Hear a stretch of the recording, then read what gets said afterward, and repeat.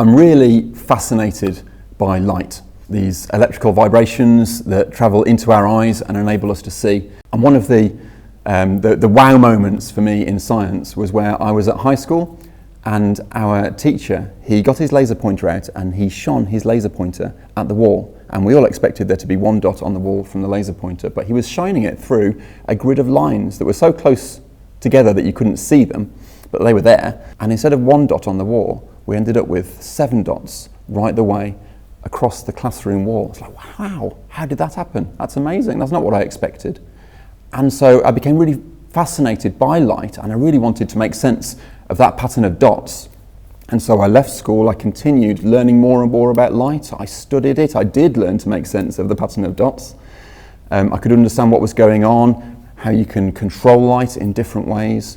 And now what I do is I build particular types of microscope at the university to look down into the details of living things, down at tiny, tiny, tiny detail. And so we can find out how the cells inside of us, how they work. And that's incredibly useful. And the reason that's incredibly useful is because we think scientists have discovered so much, and they have, that's right, but there are all these diseases that we can still do very little about. But the more we understand about how living things work, about how our insides work, the more we'll be able to find out what's wrong and treat it as well. So that's great. We can look in more and more detail and find out more and more in principle, but there is a problem related to the way light spreads out into these different patterns. When you try to zoom in with your microscope more and more and more, you end up with something that is just blurry in the end, and you can't avoid that. And the problem is, this blur is about 200 times wider than the size of the tiny chemical machines that are actually doing all their different jobs in your cells. So you can't see exactly how they're organised, you can't see how they're working together with each other. So you've hit a limit, and we can't understand beyond that.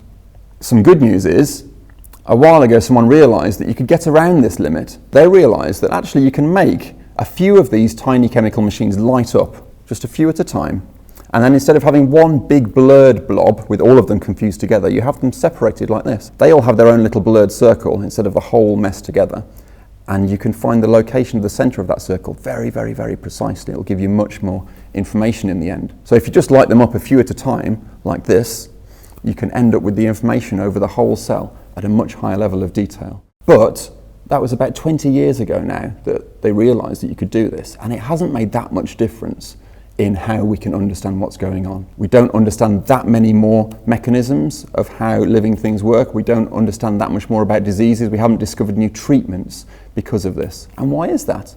It's because we've gone from looking at a picture, which is quite easy to understand to us, we're used to those, to we've got a list of the positions of lots of dots, and how are we going to make sense of the pattern of all of those dots? And that's quite difficult to do. It's much harder than just looking at a picture and making a decision. And my mission now is to make sense of these patterns of dots. We want to interpret them, we want to make a difference. So I'm working with biologists in the university, I'm working with doctors in the hospital who really want this new detail. We want to find out how muscles are organised, why this would cause your heart to grow so that it can't work properly. We want to save patients weeks of time of working out what of the different complicated diseases is going on so that we can treat them. We want to know how to decide which drug treatment to give to which cancer patient. We've got the technology to go past the limits of what we had before, but now we want to make sense of the patterns that we get to understand life in more detail and to make a difference to treatment of patients in hospitals.